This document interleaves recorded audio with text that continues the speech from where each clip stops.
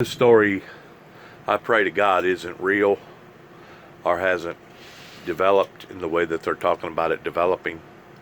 Because if it has, that means that we have a chief and commander at our helm that is no longer working for the free, open, fair democracy world, but is working for some other entity that goes beyond anything comprehensible that we as an American society can even dream of or fathom.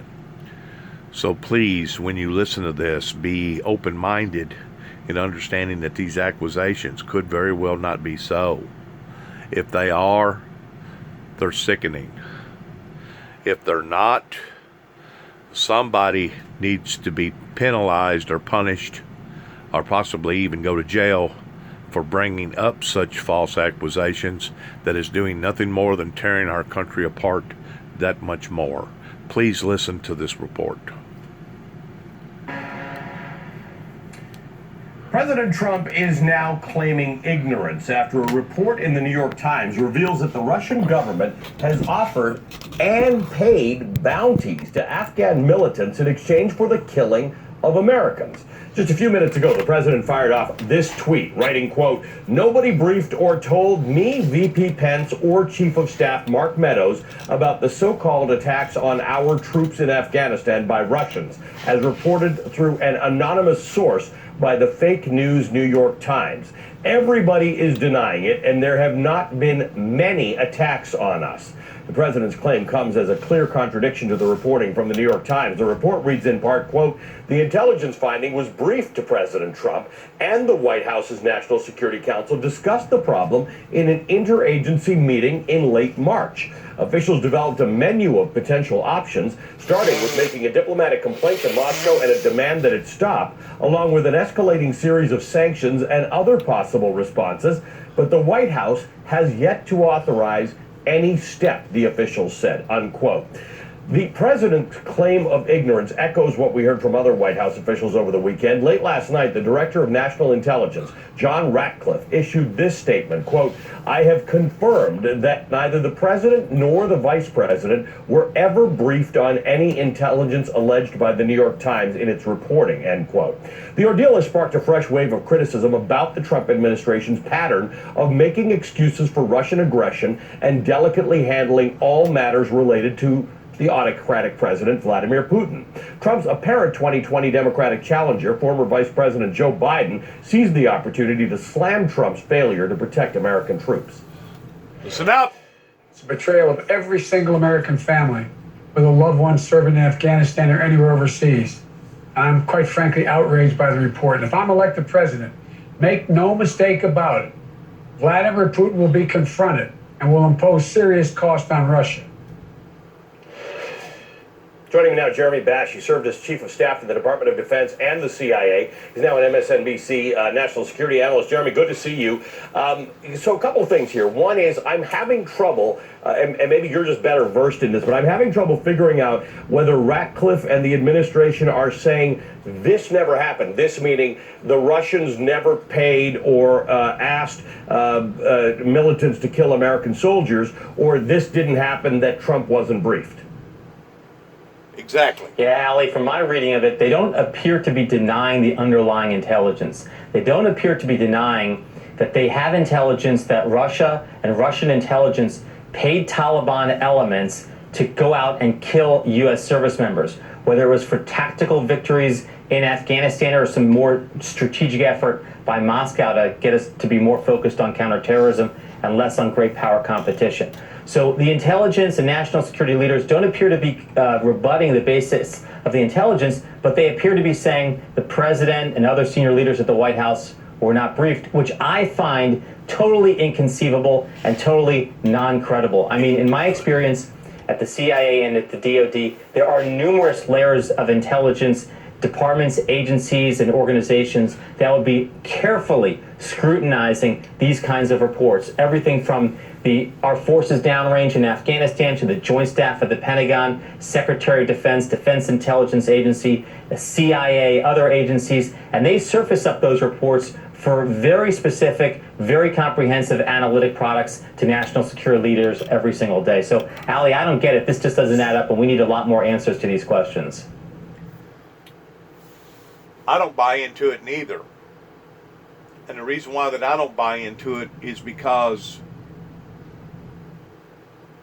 our naval industry out in the oceans can have an eruption, a dilemma, to where one vessel becomes too close to our vessel, regardless whether it's a Russian vessel or it is a China vessel or somebody else's vessel. And they immediately report that back to the Pentagon, to the point that the president has full scope of that occurrence. There's been some 2 or 3 other occurrences that has happened pertaining to our aviation, to where one plane got over into international territory too close on our side, to the point that it was an uneasy event that immediately the Air Force reported back to the Pentagon that we almost had a calamity up in the air pertaining to so-and-so and so-and-so. So I don't buy into the fact that the president did not know about these intelligent briefings that Russia was paying Taliban towards basically putting a bounty, headhunters, and believe it or not, headhunters today are still alive and well. You can go to places over in India and places over in Africa to where headhunting, and I ain't talking about job hunters, I ain't talking about people wanting to get good jobs, I'm talking about literal headhunters, are still in active duty today in various parts of the world. Their barbaric, heathenistic approach is just exactly that. It's kind of like the Taliban trying to conform their converts. And if they can't conform you, they'll basically cut off your head. So this head hunting, putting contracts out on people, did not start yesterday. This has been going on for years and years and years. But to think that our president was not aware of what Putin had been doing towards paying off various contracts in this degree, towards attacking the United States Army, I just find it hard to believe that he wouldn't be aware of something this substantial that was going on with our own military. If it is so, and he has not addressed these problems, makes him a traitor. A traitor to not only the political arena in him being in the Republican Party, but a literal traitor to our military force. And I pray to God that this is not the case. And I pray to God that somebody's got their facts wrong. I pray to God that this is fake, phony news. But if it proves to be so, in which I hope that it won't, but if it proves to be so, this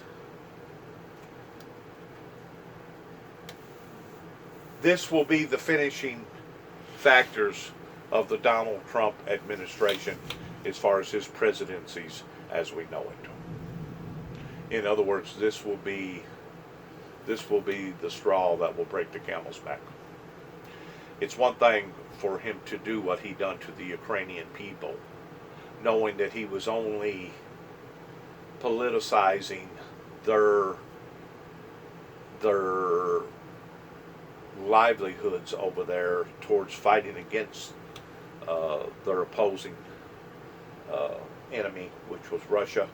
To think that our Congress said that yes, he done something that was inappropriate or wrong, but it wasn't impeachable.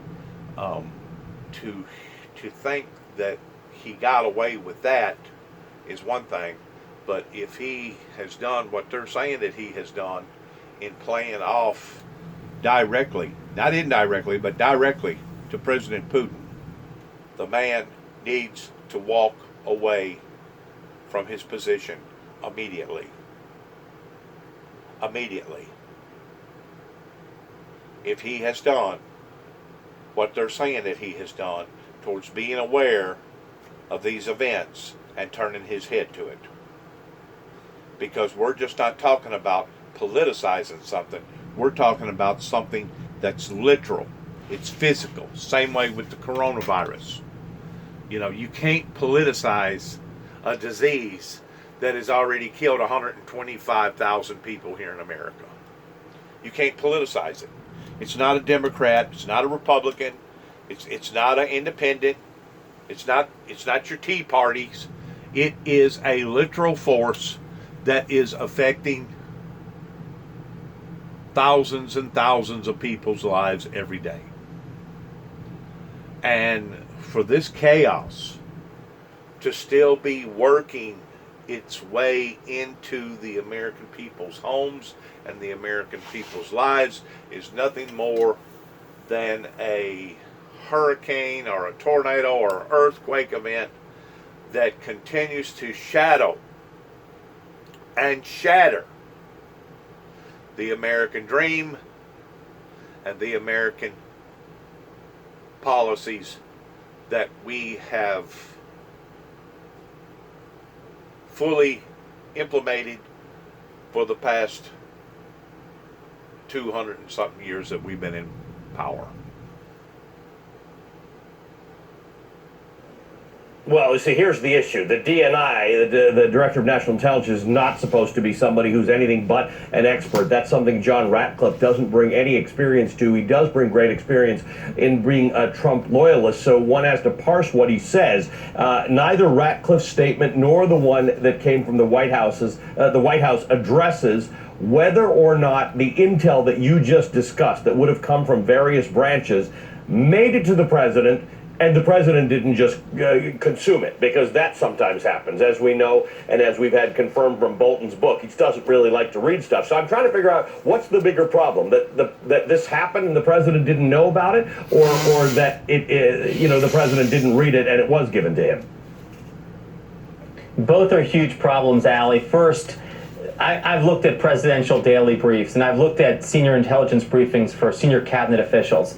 They contain a lot less sensitive information than this, what's being described about as a bounty on U.S. service members. They'll talk about, an election scandal in Mali or something happening, in Asia that has to do with the economy there. I mean, the idea that intelligence about our troops in Afghanistan wouldn't make it up to the White House, that doesn't make sense. I mean, there is something completely missing here. So I believe either that the president was not taking his briefings, not looking at it, and he's claiming some deniability. We're going to have to hear from the intelligence briefers on this. Or he heard about it, knew something about it, and in fact his administration did nothing about it. And that's really what worries me, Allie, because this administration has been so soft on Russia. They've been so obsequious to Vladimir Putin that I actually think it's credible if the president said this is no big deal.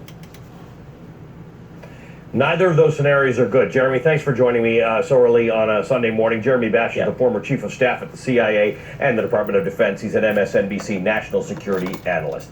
America's in a fragile state right now. What's good about that? Well, it creates the perfect time to make lasting change to our policing system. My next guest explains why the House and Senate are not seizing on this rare opportunity.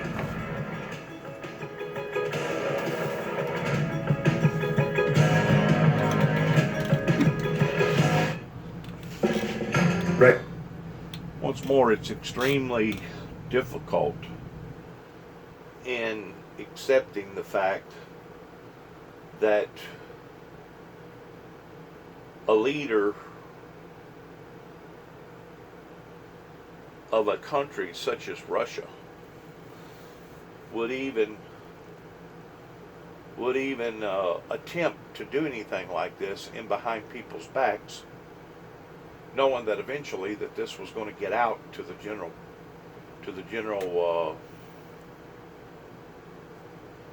to the general body of Pentagon of understanding what was actually happening here. It's almost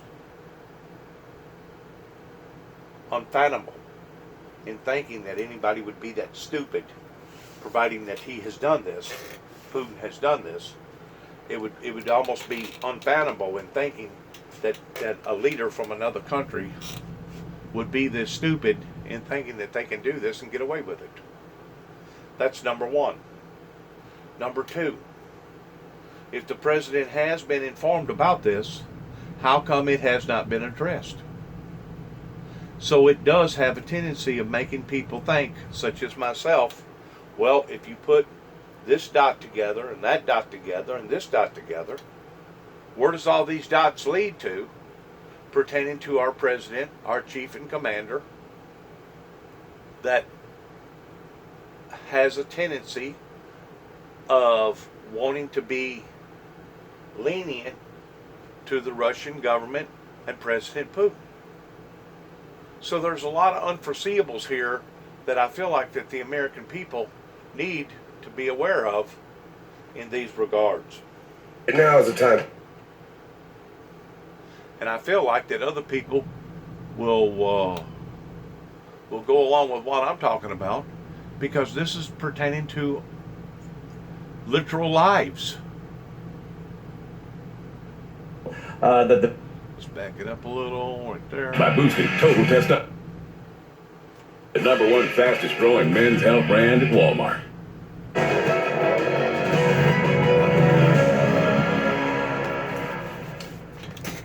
A new op-ed from the Washington Post makes the argument that neither police reform, the police reform bill that the Democrats or the Republicans have put forward goes far enough to solve the problem of policing in America. Now, there are big differences between the bills. House Democrats propose ending qualified immunity, banning chokeholds, and creating a national database to track police misconduct. The Senate Republican bill discourages chokeholds, does not end qualified immunity, and it also looks to make a misconduct database private only to law enforcement. Now, systemic racism in police departments and police brutality is at the heart of what drove nationwide protests for change after George Floyd was killed in Minneapolis last month during an arrest. And new polling from the Associated Press and NORC shows that a vast majority, 95% of Americans, believe that policing in America needs to change in some way.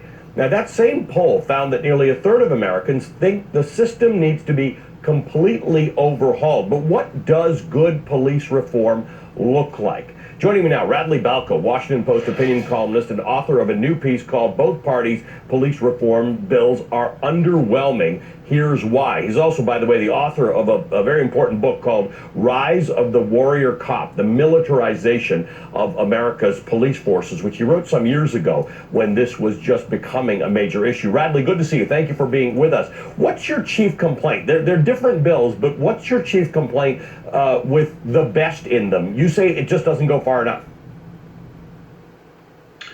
Yeah, I think that the only sort of truly, I would say, substantive reform in either bill is the Democrats' attempt to abolish qualified immunity. I think that would do a lot and go a long way to really change the landscape of policing right now.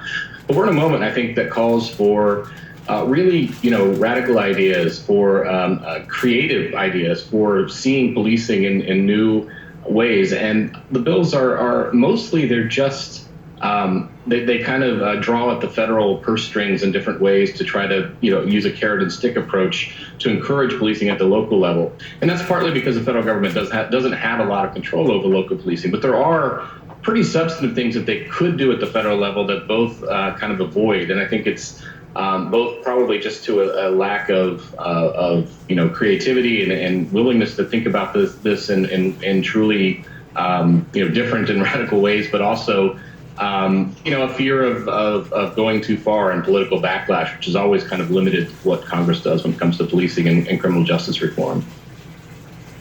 One of the points you make is that neither bill satisfactorily provides for the changing of the current reality that bad cops are rarely held accountable. You write that Derek Chauvin, the officer who knelt on Floyd's neck, had 17 misconduct complaints in 18 years. He received only 2 letters of reprimand. The New York Times reported that since 2012, the Minneapolis Police Department received over 2,600 civilian complaints of police misconduct. Just 12 were upheld. This is consistent with other surveys of police departments across the country. So help me out with this, because nobody likes getting stopped by the police. It's like going to the dentist. They just don't get a lot of good reviews on these things. But there is an issue with respect to the idea that police unions in particular do everything they can to resist the idea that someone has been accused of misconduct and maybe there was misconduct there. I'm going to stop right there and weigh in on what they're talking about pertaining to police brutality or police injustice. After the incident happened in my personal life up in Martin, Tennessee in 2005, whenever about 5 or 6 people, including the chief or the captain of this Martin Police Department that is no longer, David Moore, is no longer in his same position, but has started an academy here in Martin, Tennessee, and teaching other policemen how to become policemen. Basically started his own business. Since that event happened in my life in 2005, one of the first things I'd done whenever I come back to Northwest Tennessee to set up camp to live back, hopefully at the time that I thought was going to be a halfway decent normal life in 2014, one of the first things I done was go up to the old Martin police station where they're now building a library and ask them about that particular incident that had happened in my life. And of course it immediately come up on their file, because stuff that's serious, they're wanting to keep it in their bank or in their library. That way, if anything ever comes up again, they can take that same information and use it against that person.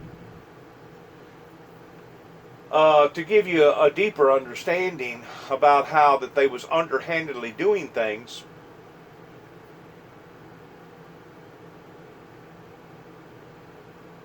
in 2016 Easter, my brother and I, David, that was living at the time, wound up going to First Baptist Church there in Martin, Tennessee, and they acted like that both of us was welcome to the tea, and that everything was hunky-dory and that we could come back at any time. A matter of fact, about 2 weeks later, maybe a week later, we both received a letter from the First Baptist Church telling them how much that they appreciated us coming by and how thankful that they was, and that we was always welcome, and that if we was looking for a home church that we was welcome to come there, etc., etc., etc. And then about a week and a half, 2 weeks later, after they found out a little bit about my particular background towards what had occurred out in my life out in Oklahoma City, Oklahoma, that's whenever they basically told me that I wasn't welcome there in First Baptist Church. And I think it had something to do with me making a DVD and using some of their equipment upstairs that they claimed that I didn't have permission of using, knowing good and well that I did. Because you just don't walk into a church and start using their equipment without having somebody's permission of doing so. But anyways, they had told me that I wasn't welcome there. I had no idea until about 4 or 5 days later, whenever David mentioned it. He said, Jimmy, I bet you they made that an official report. You need to go up there at Martin, up there at the police station, and request and see if they made that an official report. And sure enough, they had made it an official report that was dialogued, synchronized, documented in their files in Martin PD that Dennis James Jackson had been banded from First Baptist Church in Martin, Tennessee. If I didn't go up there to find out that it was an official report, because hadn't no paperwork been given to me prior to that. A matter of fact, I didn't even confront or be confronted by a police officer during the time that I was asked to leave the parking lot and not come back. That was being done by the assistant minister there in Martin First Baptist Church. But if I did not go back into the precinct or into that police station and ask to see if something had been filed on me legitimately, I wouldn't have known that anything was on the report if I myself did not go back and ask. During the process of me asking other questions, I also asked about the incident that happened in my life in 2005. I'm fixing to go somewhere with this conversation I'm taking you to. Immediately, 2 or 3 of the police officers got very, very antsy, got very, very troubled, got extremely nauseous just of the fact that I went into their police station asking for a copy of the incident that occurred in my life in 2005. To me, not only was they bogus in the way that they handled them telling me that I wasn't welcome at First Baptist Church, but to me, proof was in the pudding towards how that they was trying to cover up their inadequacies and what went on in 2005 whenever they tried to make me out to be a homegrown terrorist by using the charged falsified files. You see, this underhandedness that these cops are using towards attacking various individuals for various reasons, being biased in their decisions, is only a true understanding of how powerless people such as myself are and how overpowered they are by using these extreme tactics for their benefits. And I'm sure if they can do something like this to me, they can do it to anybody. And it's basically like a secret society, almost like a secret police society that was in charge during Nazism, during the time of Hitler's reign, that they're out to destroy people's lives. They're not working as a guardian towards wanting to help citizens. Oh, there may be a few citizens, the richest of the rich, are those that they rub elbows with, that they guard or take care of. But the rest of us has been thrown to the wolves. That's the unfairness in the police departments. And whenever you have superintendents, and whenever you have going all the way up the chain, all the way up to the mayor of Martin, Tennessee, Randy Brundridge, whenever you have people that is engaged in such activities as this, then you can say that the system is rotten all the way to the core. And the reason why that I can personally verify this is because I sat in class with Randy Brundridge and his wife for almost a solid year in Central Baptist Church. Not only in Sunday school, but also going on Wednesday night and Sunday night. I was actually singing in the choir. And all of a sudden, some information got strode to the mayor of Martin, Randy Brundridge. And the next thing you know, I have 3 police cars called on me in Central Baptist Church while they was standing guard outside and had 4 other officers inside the church telling me that I was no longer welcome at Central Baptist Church. Matter of fact, I even brought my brother, and we even recorded the incident. So there's no way that they can deny that the incident didn't happen. And that was whenever the teacher of that particular class, which I guess was on the deacon board, basically accused me of me being a blasphemer because I was going beyond the boundaries of Central Baptist Church towards still putting out my message to the general public. In other words, he wasn't reprimanding me because of something that I had actually done to either one of their congregation citizens that goes to Central Baptist Church, and he wasn't reprimanding me because of anything that had happened on Central Baptist Church property or during the time of the surveillance of Central Baptist Church. He was reprimanding me because I was going out beyond the boundaries of Central Baptist Church in putting out the message of the Lord Jesus Christ.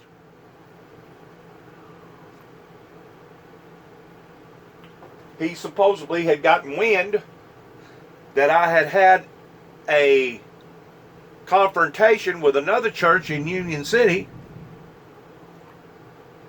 in which I did, pertaining to a group of Pentecostal people that didn't like my message, that decided to call the police on me. He had found out about that. And he said that because I was going to Central Baptist Church, that it was going to leave a bad image in the eyes of the church because I was going beyond the boundaries of the church towards putting out my message. I explained to the deacon, "Sir, you're incorrect about that." I go, "First of all, I don't walk around on my shirt plateau telling people that I belong to Central Baptist Church." I go, "I'm not passing out any type of material that has Central Baptist Church on it." He goes, "Well, it doesn't matter. They know who you are and they know where you go to church at. And because of it, they associate us with you. And we don't want to be a part of what you're preaching and teaching. Even though what I'm preaching and teaching is coming directly out of the Bible, pertaining to a revival and pertaining to peace and utopia before the opening of the second seal." So I was basically discriminated against, used obnoxious, too much force by having 3 cop cars out there that day. Even David, as soon as David, my brother, pulled up onto the scene, he said, "My God, is there a crime scene there?" I said, "I don't know. It sure looks like it, doesn't it?" And that's whenever I was not asked, but told to leave the property and do not return back. Well, these people, a lot of them that go to Central Baptist Church, are associated with state, county, and local affairs in politics. Much less the main honcho that used to be on the deacon board, that I don't think no longer is, was the mayor of Martin. So yeah, politics was all in this, regarding not only them doing me the way that they done me in 2005, pertaining to Mr. Moore, the ex-chief of police that used to run the Martin Police Department, but also with First Baptist and Central Baptist Church there in Martin, Tennessee. Whenever you get caught up in a web of this type of abuse, and the people that are in charge of this web are people like I just got through describing, are people that work for the city, are people that work for various departments of the city. It had reached a point that I had been banned from UTM College up here, and I guess to this day still am not allowed to even so much as step 1 foot on any of their property. Knowing that Martin is a small little town, knowing that I'm a senior citizen at my age with my disabilities that I have, knowing that occasionally I would like to go to a ball game, or I would like to go to a rodeo, or I would like to go to a public school event, but I'm not allowed to because of various politicians that have blackballed me. Blackballed me in my own home county to the point of putting a federal felony on my life. That's exactly what they wanted to do to me from the get-go whenever I first started into the eyes of the people with the windmill ministries going all the way back to 1989. Because they was dead set that they did not want the fulfillment of biblical Bible prophecy to occur, which has now placed us in a very, very illegitimate position towards, not only are we $25 trillion in debt, not only do we have problems on every hand pertaining to all this protest, not only do we have a disease, a pandemic that's now spreading around and killing a bunch of people, but now we have accusations that our president is bleeding up with Putin to the point that he's putting out contracts on our own people. It is a total chaotic mess that began at the point of origin within less than 5 to 7 miles from where I live right now at 291 Thompson Road, Sharon, Tennessee, zip code 38255. This is ground zero of where all this began, going all the way back into Ronald Reagan's administration whenever 9 tapes was sent to the White House in 1980 and 8. In addition towards what went on in 1983, a biblical Bible prophecy. So yes, whenever it comes to dirty cops, the system itself being rotten to the core, it begins with not just the unions, but those who are in control of the unions. It begins with the mayor. It begins with associates that have bonded in with the political affairs to the point that, yes, they get protected. They get taken care of. If they have a problem in their life, you can bet your butt if they make a telephone call, the law will be their Johnny on the spot. And not only will the law be there, but it'll be taken care of promptly and professionally in the courts. But whenever somebody such as myself calls upon to the authorities, they put on an act like they're trying to help us, but in reality, they're not trying to help us. They're trying to hurt us. They're trying to hurt people like me. You know why? Because I am insignificant. People like us are not important. We're non-essential. We don't line up with the rest of them on the other side of the railroad tracks, and because of it, they put on a big act up in their courtrooms, but in reality, what they're doing, they're steadily building a case. Kind of like me being banded from First Baptist Church there in Martin, Tennessee, and them never letting me know that some paperwork had been filed and that I was in their system. That way, if I wound up back on First Baptist Church property, now Mr. Jackson has done been given his warning, and now we can actually do something with Mr. Jackson because Mr. Jackson has wound up back on the First Baptist Church property. The same way with Central Baptist Church, or any of these other churches that are in cahoots with the political arena, the political affairs so deeply to where you couldn't wedge them out if you had a daggum 2x4. That's the corruptfulness in the system. The system is corrupt to the core. That begins with the people that's in charge of the system. Not just the system, but the people that's in charge of the system.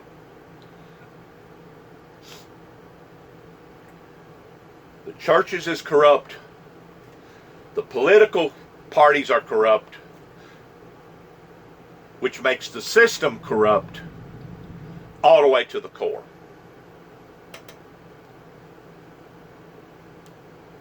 Right. So there are a couple of things that that Congress could do in this area. One is, both bills create a national registry of police misconduct. The Republican bill keeps it secret from the public and only lets other law enforcement officials access it. The Democratic bill does make it public, but here's the key thing: neither bill publishes. Or see what I said? They keep it from the general public. In other words, they have their own database that they store things in. And they're steadily working cases, building cases on various citizens in their county or throughout their area.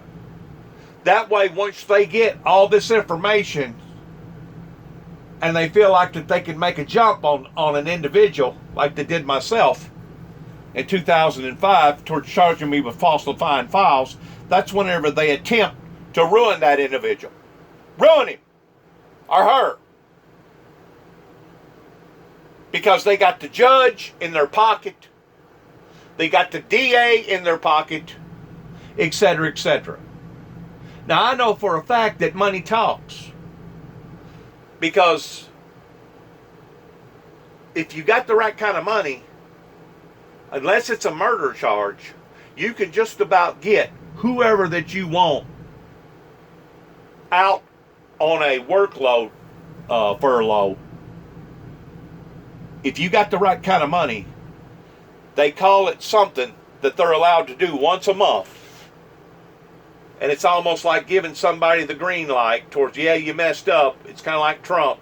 Yeah, he messed up, but it wasn't an impeachable offense.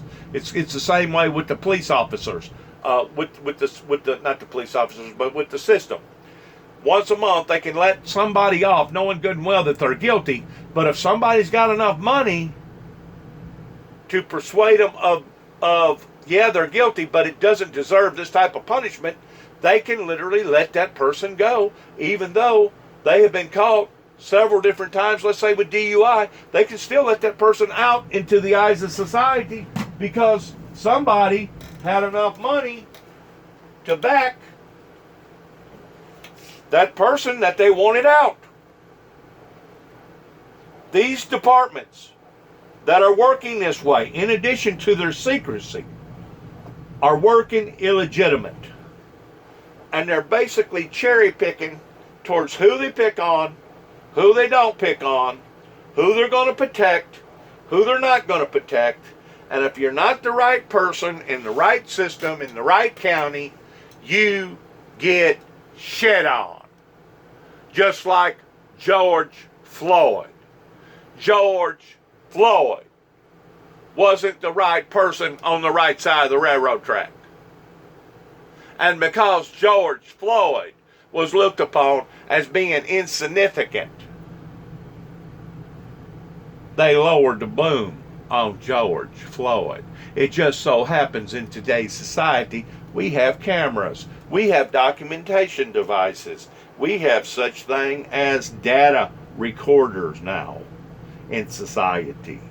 And unless you catch them red-handed, the way that they did towards them assassinating this guy, lynching this guy, as far as I'm concerned, it was an open lynching. Unless you catch them red-handed, it's almost next to impossible to redeem yourself from this type of conspiracy tactics that they're using on an individual, such as myself, towards trying to destroy my character assassination. And that's where this all began in my particular life, going all the way to Kenton, Tennessee in 1983, whenever they had made up their mind, Damian Cross, the mayor over there in Kenton, and a police officer or two, they had made it up in their mind that they was going to take this individual that believes in God, that had miraculous miracles happen in his life, and that they was going to fumigate and start forming a character assassination against this individual. And of course, once they ever start that process, it escalates, it snowballs. It has a domino effect to where once one agency does this, then another agency does that, then another agency does this. Once they put you on paper, they're steadily building a case against you towards either trying to make you out to be an idiot, or they're trying to make you out to be a monster, or they're trying to criminalize you for whatever reason. And it's bias, it's wrong, it's unjust, and if anybody is criminalized, should be charged for criminalizing these type of tactics, it should be the police departments that start doing this stuff because they either don't like you, or you don't have the right kind of money, or you done already had a bad reputation in a small little town, and you're this and you're that, and well, we're going to show him out how the cow's going to eat the cabbage. Or we'll just show him, just like Damian Cross and Don Curry over there in Kenton, Tennessee. We'll just show Juby Jackson a lesson or two, and we'll pat Bobby Jackson, his father, on the back because Bobby Jackson tried to kill Juby Jackson. And in the meantime, we'll mark Juby Jackson and put him into the category of somebody that's crazy.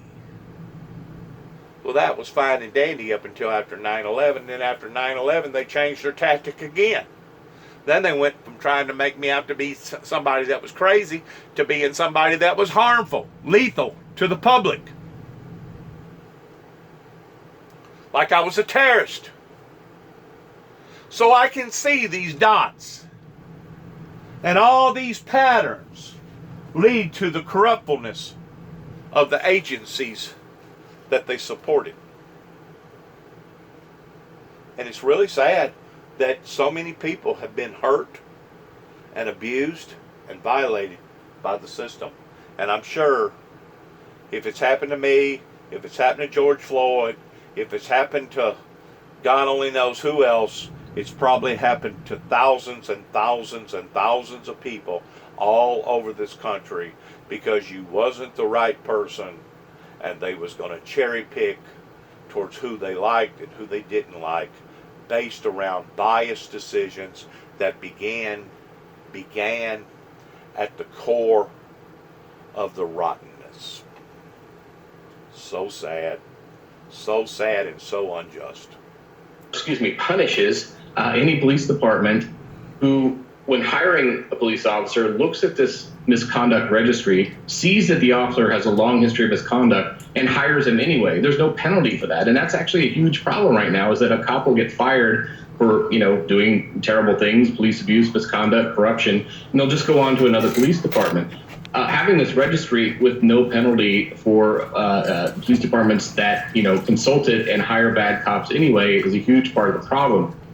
The other thing that these bills could do that don't, there's a lawsuit called a Monell claim, and it's a lawsuit which you file if you can prove that a police department has a pattern and practice or a history of policies and training and hiring practices that would lead to the kinds of abuses that we've seen in policing. You can sue them. But it's a very, very high bar to clear. And I think these departments that continue to hire bad cops or that continue to fail to hold bad cops accountable need to be held accountable themselves in court. And right now that's very difficult to do at the federal level in a federal civil rights lawsuit. And Congress could change that. They could lower that bar. They could make it easier to find departments exactly. Civilly liable on a wide scale for these policies. We will have to talk again. Instead, they're all working like they're some sort of a secret police, like they're the SS, Secret Service, to the point that they can basically do whatever that they want to do, and if they make a mistake, they cover it up and hide it. But in the meantime, they're steadily building cases against various people that they don't like in their county or in their area. Is this not double jeopardy? This is double jeopardy. Because after a person has paid their price, their penalty to humanity, they're supposed to have just as much of a right to be able to go back out into the public and start all over again, regardless whether it was the first mistake or second mistake or whatever. They're supposed to have an opportunity to go out there towards redeeming themselves. And the way that the system has set it up, it's almost like you'll never become redeemed. Even though the accusations was all false and fake to begin with, and they was the ones that started this character assassination. But now, because it's went to so many different departments on so many different levels, it's like, well, you almost have to believe it because this one said it, this one done the same thing, and this one had the same opinion, and this one done that, and this one, yeah, he's a mean guy. Oh yeah, he's a monster. Yeah, he needs to be criminalized. He needs to go to jail for life. Put a stake in him. He's through. And the whole time, the people that needed the stake thrown in them was them. They're using the exact same tactic like they was using on the Lord Jesus Christ by accusing Jesus Christ of Jesus Christ being a monster. And the whole time, the people that was the monsters was the people that was accusing Jesus of being the monsters. And if people can't see that and understand that, then we're in a doomed society that is not going to do nothing but get worse and worse and worse and worse.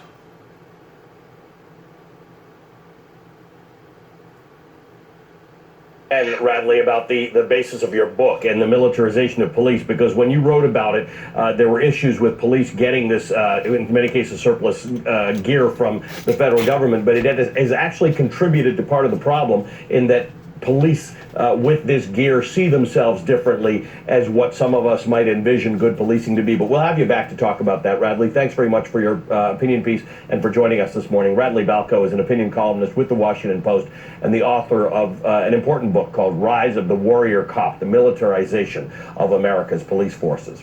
As President Trump's approval rating hits a new low, Joe Biden is pushing ahead on his decision for a running mate. We're going to break down the top contenders when Velshi continues on MSNBC.